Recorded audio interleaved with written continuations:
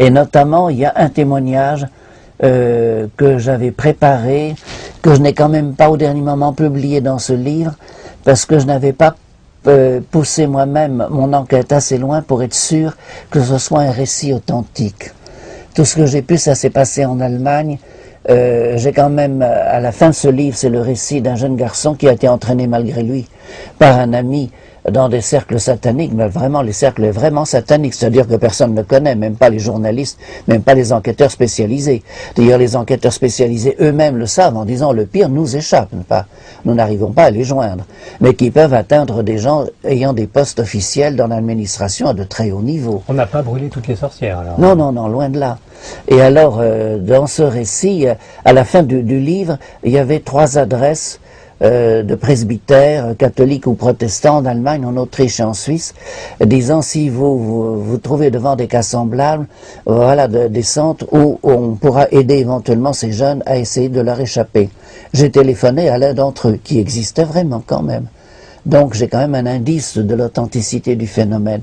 Bon, mais j'avoue que je m'intéresse à beaucoup de sujets, vous savez, j'ai pas eu tout le temps de le pousser plus loin, mais le récit est absolument effarant. Alors n'ayant pas osé le publier, j'ai une traduction qui est prête quand même, enfin un résumé en une dizaine de pages de tout ce livre. Je me suis contenté de reprendre un extrait d'un ancien camarade de séminaire qui a été ordonné un an avant ou après moi, je ne sais plus, Georges Morand, qui a pratiqué l'exorcisme, lui, pendant une dizaine d'années. Je crois que maintenant il n'a plus le droit de le faire, bon c'est une charge temporaire donnée par l'évêque, mais qui a écrit 2 ouvrages sur la question et qui reconnaît justement qu'il se lamente en disant la plupart des exorcistes n'y croient plus. Mais il confirme lui-même, il le dit en quelques lignes que j'ai reproduites, qu'il a connu des cas où ça va carrément jusqu'aux messes noires et la mise à mort de personnes vivantes. Ah oui, bien sûr. Encore maintenant? Ah oui, bien sûr, oui, en France. Mais bien sûr, oui, ça va jusque-là. Alors, dans le livre, vous relatez qu'on corrompt les curés pour pouvoir leur piquer les hosties consacrées, pour faire s'amuser avec, pour des messes noires, que le satanisme est un peu partout, mais on va jusqu'à tuer des gens.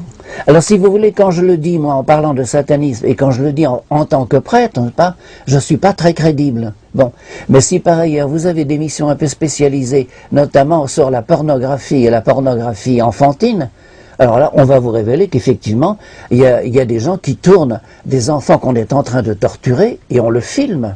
Oui. Et que ça se vend, à prix d'or. Oui, ça s'appelle les snuff movies. Voilà, voilà. Et donc, pour vous, derrière, il y a Satan. Bien sûr, ça existe. À ce moment-là, quand c'est dit par des psychologues, des gens de la police, des services, à ce moment-là, on les prend au sérieux. Mais c'est la même chose.